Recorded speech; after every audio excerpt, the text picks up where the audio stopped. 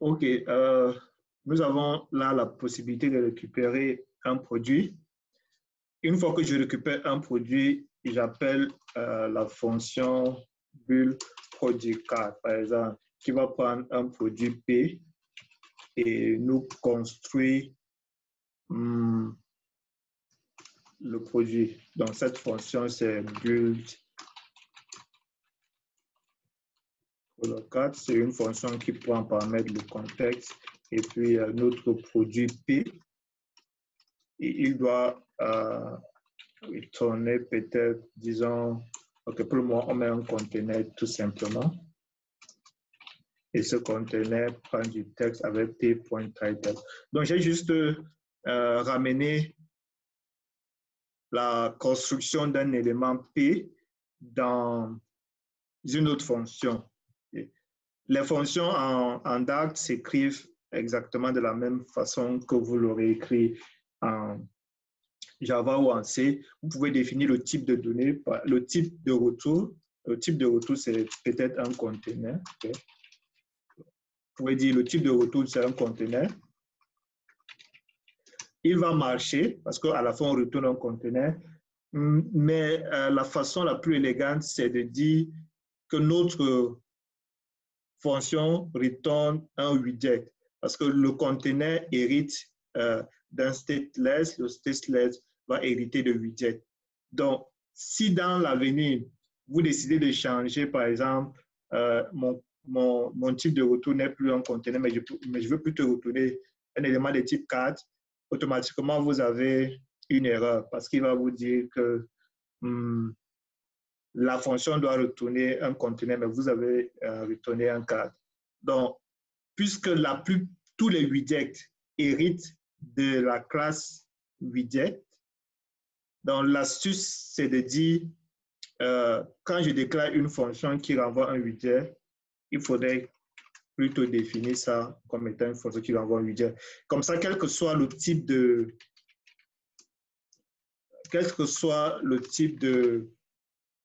variables que je déclare ici, il n'y aura pas de conflit dans le type de retour. C'est comme si vous avez une structure d'héritage. Là, vous avez la classe de tous les widgets, c'est la classe widget. C'est une classe abstraite. Donc, tout ce que vous avez sur votre écran, ça peut être les boutons, les app-bars, du texte. Tout ceci hérite de votre widget. Donc, je ne vais pas mettre conteneur ici, mais je vais mettre widget afin d'avoir la possibilité plus tard de changer mon type de retour, de changer le conteneur plus facilement. Okay? Cette approche-là. Je ne sais pas pourquoi est-ce que le son est bas. Je n'ai pas changé de son ici. D'accord. OK, j'espère que vous m'entendez.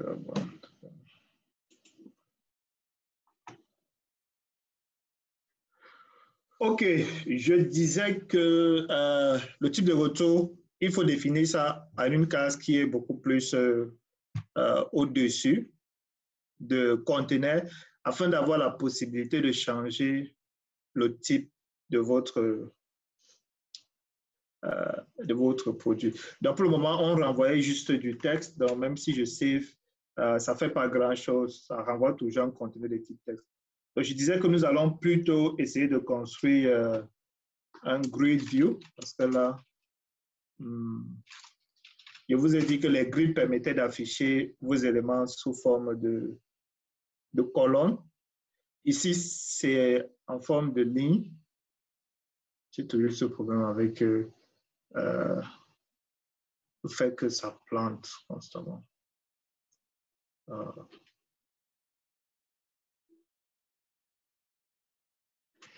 Là, je suis obligé à relancer. Mais si vous testez sur votre téléphone, c'est sans souci. Il ne plante pas ainsi. Okay. Le souci avec votre téléphone, votre émulateur virtuel, Je ne l'ai peut-être pas présenté au début du cours, mais Flotta vous donne la possibilité de visualiser la construction même de vos widgets. Ouais, peut-être par exemple ici, quand j'ai exécuté cette page-là, en réalité, il va ouvrir un navigateur qui, euh, qui pointe vers cette page-là. Et lorsque vous cliquez, par exemple, là, vous avez plus de détails. Okay? Donc, ici, j'ai le list style. Normalement, quand je double-clique sur le list style, ici, il va automatiquement m'amener sur le code. Vous voyez, par exemple, ici. Okay? Je double-clique sur cette image. Il me dit, voici l'endroit où l'image est construite. Si je double-clique là, okay, il me montre ici pour dire c'est ici que le texte est construit. Si je double-clique là, il me montre voici le contenu. Et il y a une possibilité là d'aller sur votre écran afin de faire correspondre quelle est la partie du code qui a permis de construire cet écran-là. Si, je crois que c'est dans Widget Mode. Okay, select text. OK, voilà ça. Donc, supposons que j'ai un widget qui ne s'affiche pas normalement et je veux savoir pourquoi est-ce que ce widget ne s'affiche pas normalement. J'utilise ce navigateur-là. Okay, je vais vous présenter ça. Donc, quand vous compilez, il va ouvrir ce Date Dev Tool. Et je peux cliquer là afin de dire, tiens, où le code qui a permis de construire, par exemple, cette image.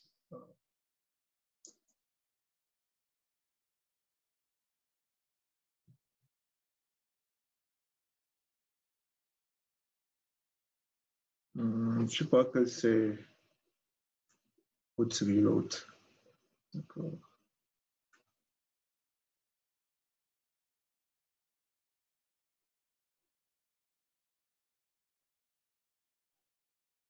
Mon téléphone virtuel a un sérieux problème aujourd'hui. Hein?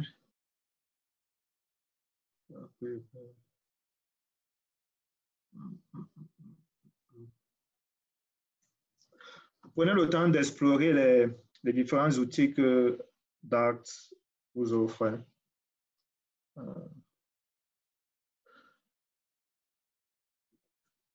Je l'utilise uniquement lorsque, après affichage peut-être d'un élément, l'élément ne s'affiche pas exactement comme on le souhaite. Si vous n'arrivez pas à retrouver quel est le widget qui a permis de construire cet élément, en utilisant Select Widget, vous cliquez, comme ça, il va vous indiquer quel est le widget qui a permis de construire ça. Mais le plus souvent, si vous maintenez vos classes assez petites, vous pourrez savoir exactement quel est le code qui a permis de construire telle partie de votre fenêtre. C'est très difficile quand même de se perdre comme ça dans son propre code. Si je me demande quel est le budget qui a permis de construire le prix, c'est assez facile. Donc, il suffit d'aller dans cette liste de produits et de retrouver ce budget-là qui a permis de construire le price. Donc, vous pouvez vous en sortir. Ce que je voulais présenter, c'était les grid view. Si vous travaillez avec les grids, vous pouvez afficher ça en colonne. Et la syntaxe, il y a un grid count. OK? Avec le grid count, vous précisez en fait les enfants. Vous listez les différents éléments. Par exemple, ici, nous avons 1, 2, 3, 4, 5, 6. Donc, avec le grid view count, je vais lister mes 6 éléments individuellement. Vous voyez, du coup, dans le cadre de notre exemple, on ne peut pas utiliser grid count parce qu'on ne peut pas déjà à l'avance prévoir combien de produits seront extraits de la BD. Donc, on ne peut pas utiliser grid view count. À côté de grid view count, vous avez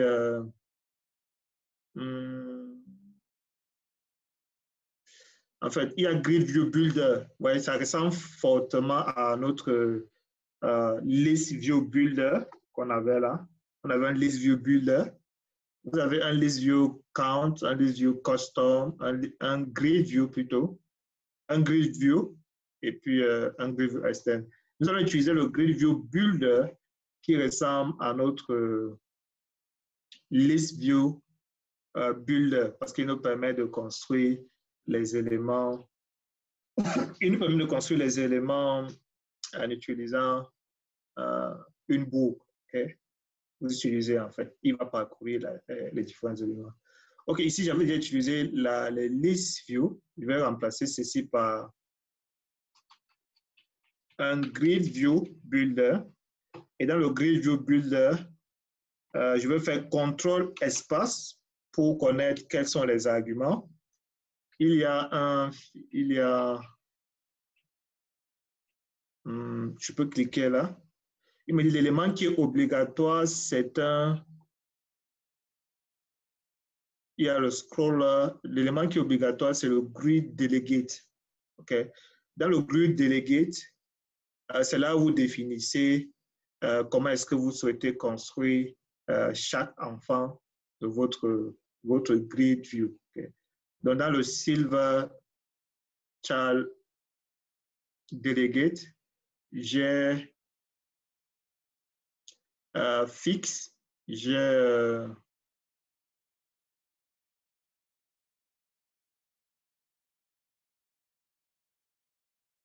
ok, je vais juste vous montrer les différents. Donc, lorsque on donne un grid view, ça, contrôle espace, il me dit il faut définir un grid delegate et le grid delegate doit être de type Silver Grid Delegate. Donc, quand je clique sur ça, quels sont les différents Silver Grid Delegate? Il y a le Silver Grid Delegate, il y a le Silver Grid Delegate with si vous choisissez Grid Delegate tout simplement, en fait, Silver Grid Delegate, c'est une classe abstraite. Donc, comme c'est une classe abstraite, je ne peux pas l'intensifier. Je dois utiliser une classe qui hérite de cette classe abstraite. Ouais. On a bien dit que Grid Delegate doit être de type Silver Grid Delegate, mais Silver Grid Delegate est abstraite. Donc, comme Silver Grid Delegate est abstraite, il faut utiliser une classe qui dérive, qui hérite, qui étend. Voilà. Ah oui, qui étend, comme c'est une classe abstraite, qui étend Grid Delegate. Et en cliquant sur Grid Delegate, vous devez avoir ici, voici une classe qui permet d'implémenter, qui étend la classe Grid Delegate.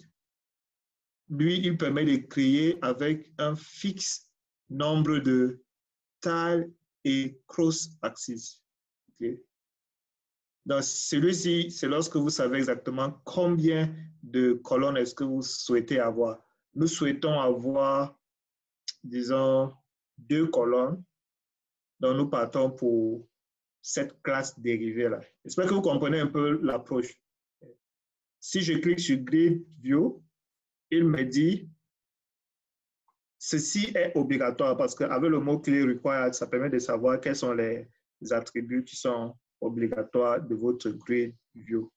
Donc, comme Grid Delegate est obligatoire, je dois chercher à savoir quel est le type de Grid Delegate. Et en cliquant sur Grid Delegate, il vous dit effectivement que Grid Delegate est de type Silver Grid Delegate. Donc, il faut apprendre à naviguer entre les différentes classes. Donc, même si vous ne connaissez pas au départ comment utiliser Grid View, ainsi de suite, mais en lisant un tutoriel et on vous dit pour afficher les éléments en colonne, on utilise un Grid View.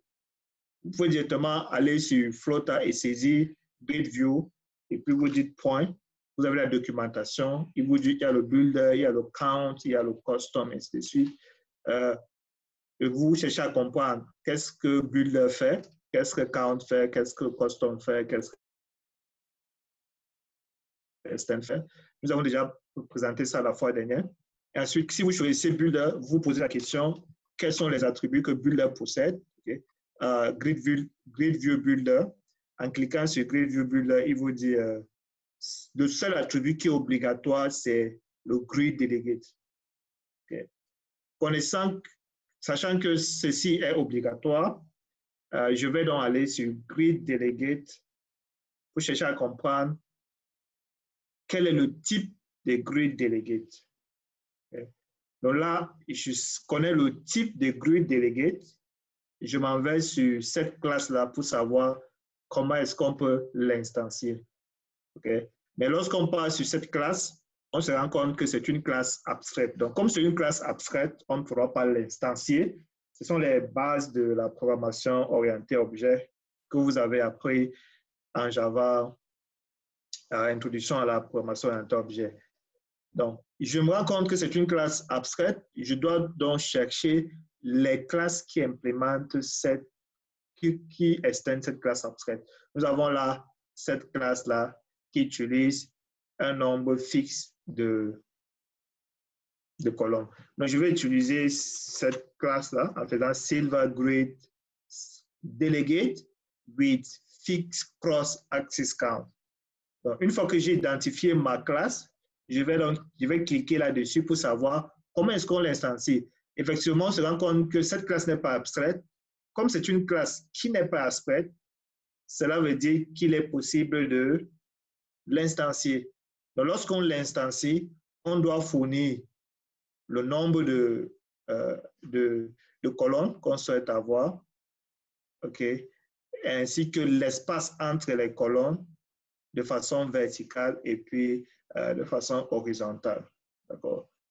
Ce que nous allons faire, je vais dire Grid Delegate, je vais remplacer ceci par un cross-axis count. Et dans le cross-axis count, il faut déclarer cross-axis count. On a dit que c'est 2. Là, si vous voulez l'espace de façon horizontale, donc cross-axis spacing 2. Et puis de façon verticale également, par exemple 2. Ça me permet de définir les différents éléments. Okay. Donc, dans le builder, nous avons également le item builder qui permet de savoir comment construire un élément. Nous avons le item count qui permet de savoir combien d'éléments je souhaite construire. Avec ces deux informations, je peux définir mon grid view sur cette façon-là. Donc, je me retrouve avec un grid view avec deux colonnes, deux colonnes, et chaque colonne affiche tout simplement du texte. Nous allons essayer d'afficher l'image de notre produit ainsi que le texte de ce produit-là. J'espère que ça ne va pas planter cette fois-ci encore. Ça devient... OK. Oui, effectivement, notre texte, notre fenêtre s'affiche sous la forme de grille. Donc, ici, on a utilisé List View, Builder, et pourtant, ici, nous avons utilisé un Grid View Builder. Et nous avons dit 2 colonnes. Si vous remplacez par 3 colonnes, il va vous construire 3 colonnes. Si vous remplacez par 4 colonnes, il vous construit 4 colonnes. Okay. Donc, ce que nous allons faire, c'est pas qu'afficher le texte, mais afficher, en plus du texte, on va afficher l'image. D'accord? Si vous vous rappelez, dans le list view, on avait les list style. D'accord?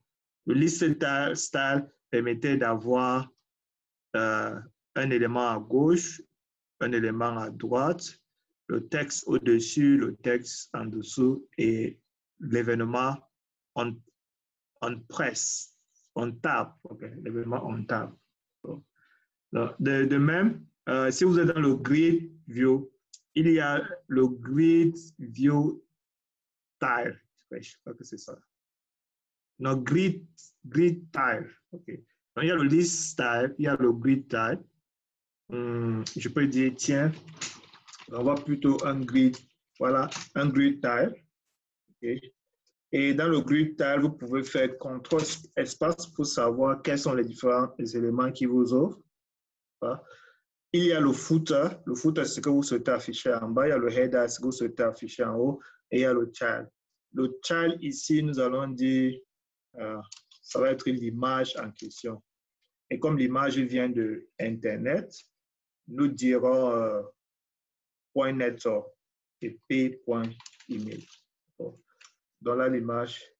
Je ne sais pas pourquoi est-ce que aujourd'hui, l'image ne s'affiche presque pas dans mon téléphone. Je ne sais pas si c'est dû à ma... Pourquoi est-ce que ça refuse de s'afficher là?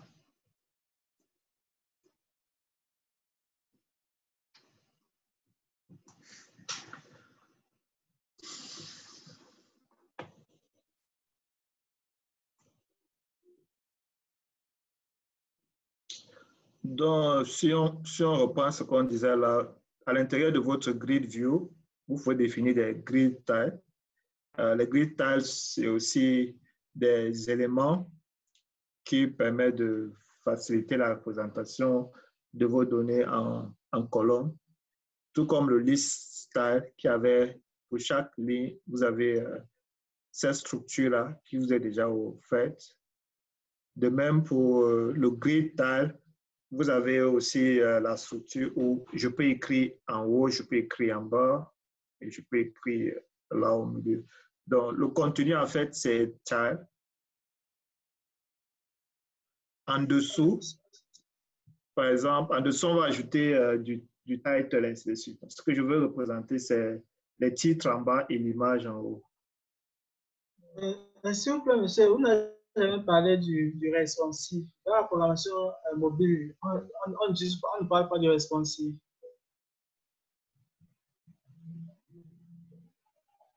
Oh, non, non. En fait, ce qui se passe, c'est que ici, nous n'avons pas donné des widths et des heights. C'est vrai que je ne vous ai pas présenté cela. Regardez, par exemple, dans mon conteneur, je peux avoir le width. Okay? Le width qui est la largeur de notre conteneur. D'accord? Et puis, j'ai le height qui est la hauteur de mon conteneur. Donc, je peux définir le height. Donc, si vous êtes en train de travailler sur un téléphone et que vous voulez définir le width, il faut faire très attention parce que le width, c'est cette largeur de façon horizontale. Or, le width des téléphones varie. Ça veut dire que c'est presque tous les téléphones ont des widths en fonction des marques. Donc, les widths seront différents. Okay? Donc, le width varie. Par contre, la hauteur, vous pouvez jouer avec la hauteur des éléments. Il n'y a pas de souci parce que pour une hauteur, le téléphone va toujours défiler. Okay? Donc, pour les heights, il n'y a pas souvent trop de soucis. Vous pouvez définir les heights comme vous voulez. Lorsque le height va déborder, pour les téléphones petits, il y aura une barre de défilement en fonction du widget que vous avez utilisé.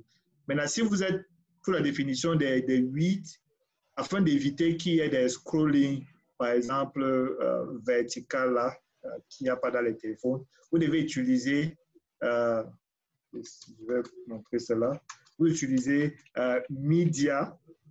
Donc, l'objet Media vous donne la possibilité d'avoir la taille de votre écran. Donc, quel que soit le téléphone sur lequel vous vous trouvez, si je fais, je ne sais pas si vous êtes en train, si je fais Media Query .off, .size, .width, ça va me donner la largeur de mon écran. Et si je fais .height, ça va me donner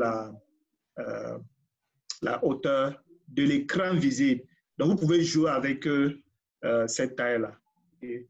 Mais le plus souvent, vous évitez de définir des tailles, des largeurs qui sont fixes. Pour la taille, il n'y a pas de souci. Pour la taille, il suffit juste de se rassurer qu'il y aura une barre de défilement. Si vos composants sont dans des list view ou bien dans des grid view, alors il n'y aura pas de souci pour la taille, mais pour les 8, il faut faire attention quand vous définissez cela. Okay? Par contre, si vous voulez qu'il occupe tout l'espace, alors vous ne définissez pas le 8, ou bien vous définissez en faisant 8. Dans ce cas, il occupe tout l'espace. Okay? S'il fait comme ça, il va occuper l'espace de notre écran. je peux également faire double point infinity. Donc, si vous dites double point infinity, il suppose qu'il faut qu'il occupe tout. Okay. Donc, à part ça, il n'y a pas de responsive qu'il faut gérer en tant que tel. Autre chose, peut-être, c'est lorsque votre écran tourne. Je crois que c'est quand on fait ça. OK, d'accord. Donc, qu'est-ce que j'ai fait là? Lorsque vous passez en mode, comment vous appelez encore ça?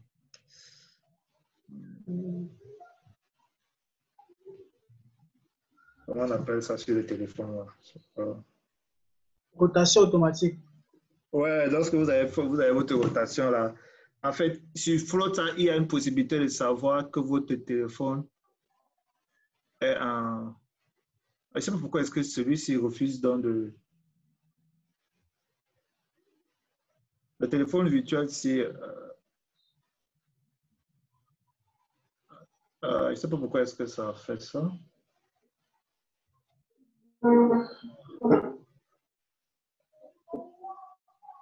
Ok, attendez un peu là. Ouais, normalement, ça doit être comme ça.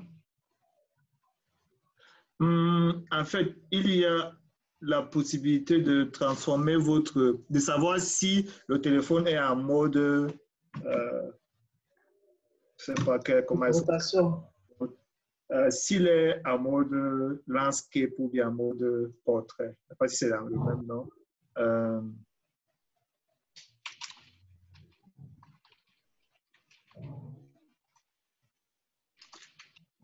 Okay.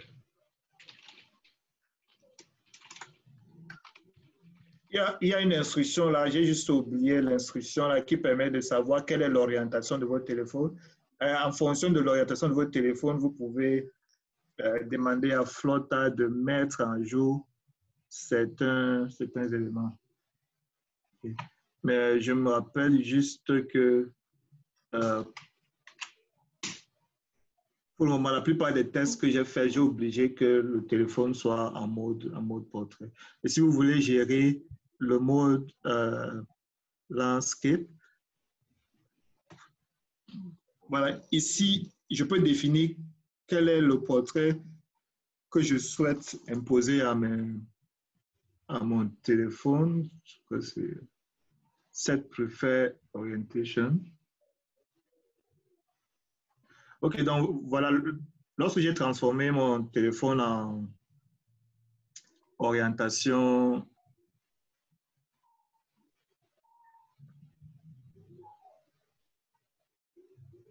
je crois que c'est landscape, OK, en landscape. Donc sur Flutter, il y a orientation. Orientation permet de savoir si vous êtes en mode portrait ou bien en mode landscape. Donc ce que je peux faire, par exemple, si je suis en portrait, je décide d'avoir, par exemple, 2 colonnes. Si je suis en landscape, je vais avoir 3 colonnes. Ce sont des choses que vous pouvez faire. Dans le axis count, pourquoi est-ce que ça...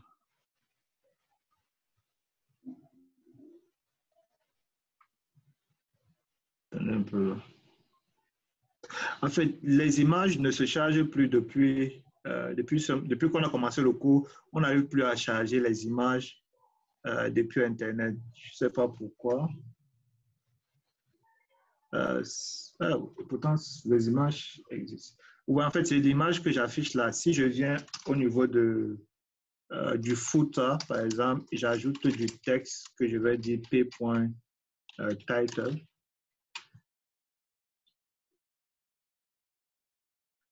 Je crois que là, je ne sais pas s'il faut que je change de téléphone virtuel chaque fois, il dérange. Mais bref, avec Orientation, supposons que lorsque l'utilisateur est en mode portrait, on utilise 2 colonnes. Lorsqu'il passe en mode landscape, je vais donc dire Orientation. Okay? Si l'orientation, c'est par exemple portrait, je vais dire 2. Sinon, je vais dire 3. Okay? Il faut importer pour importer ça.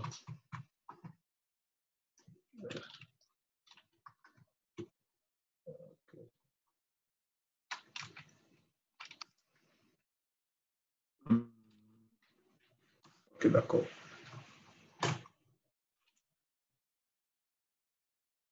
Ouais, mais le problème, c'est quoi ça?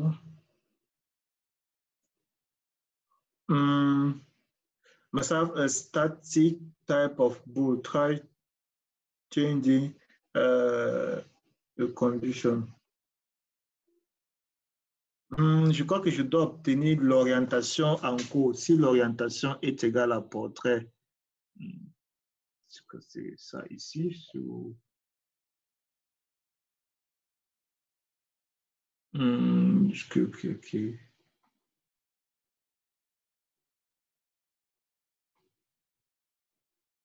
Je crois qu'il faut chercher get mobile orientation in Flutter. So.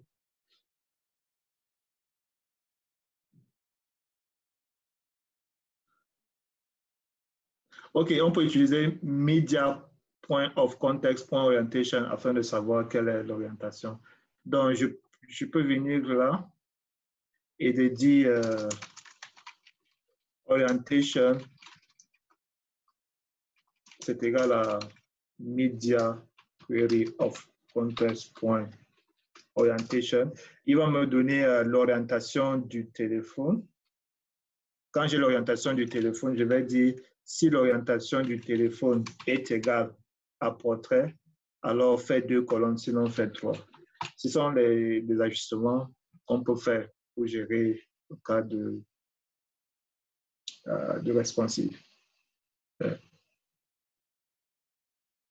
Mais il y a la possibilité de fixer votre orientation, que quel que soit le type qu'on change l'orientation de votre téléphone, vous pouvez décider d'avoir de conserver votre téléphone en mode portrait, même si la personne passe en mode landscape. Okay. Et je crois que c'est... Oui, effectivement, c'est en trois colonnes, 1, 2, 3, parce qu'on est en mode landscape. Si on change et on devient en mode portrait, tiens quoi.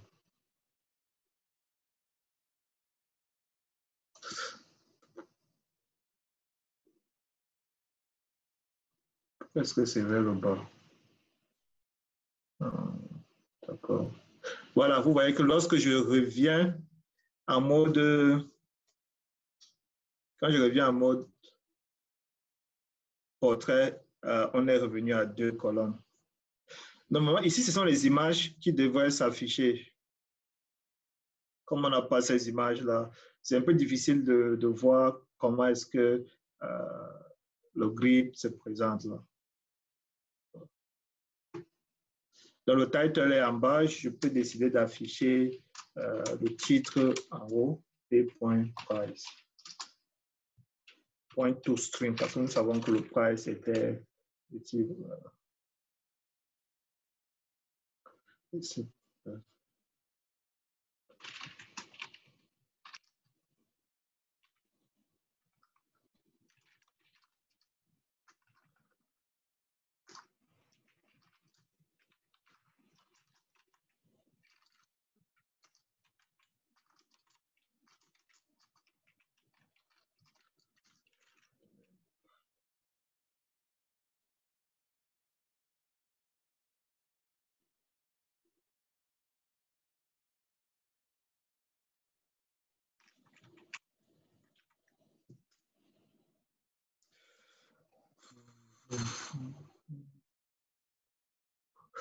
Ok, je crois peut-être que le téléphone n'est pas connecté à Internet, hein, j'ai l'impression.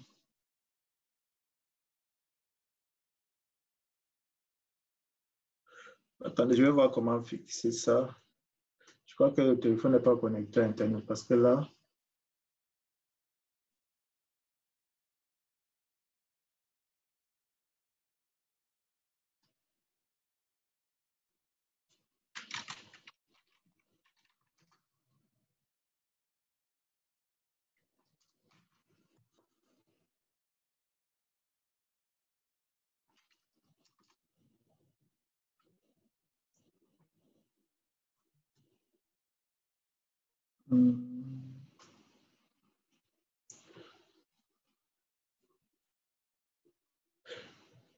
Connected device app. Oui, network ici.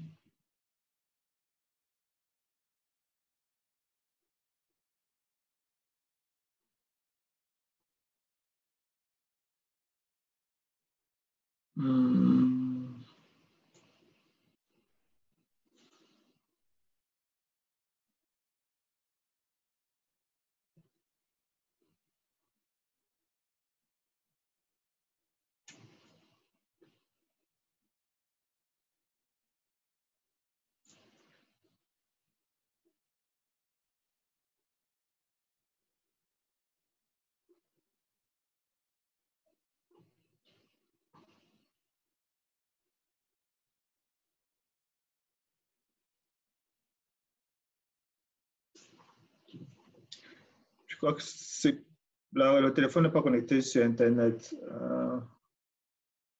Normalement, il doit avoir un VPN là, quelque part. Mobile plan, VPN, non.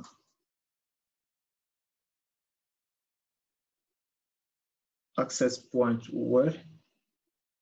Je crois que c'était là où on définissait. En fait, le téléphone, si je l'ai réinitialisé, donc il y a des paramètres là qu'on définit souvent. Ok, je vois le problème.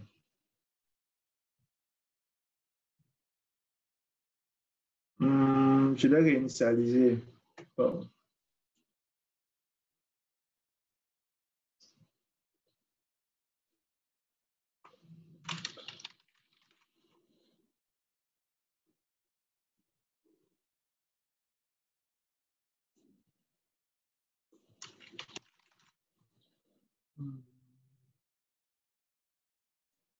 Append can't be empty.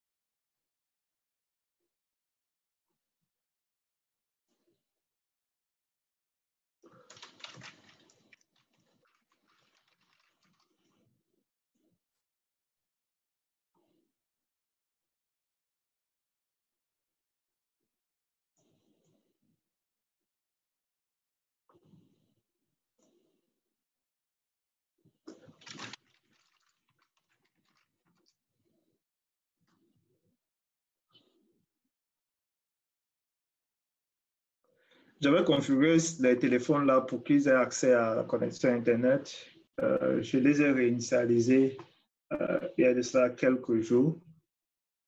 J'ai complètement oublié comment est-ce qu'on on le refaisait. C'est dû au fait que je n'utilise pas tellement. Ok, attendez là.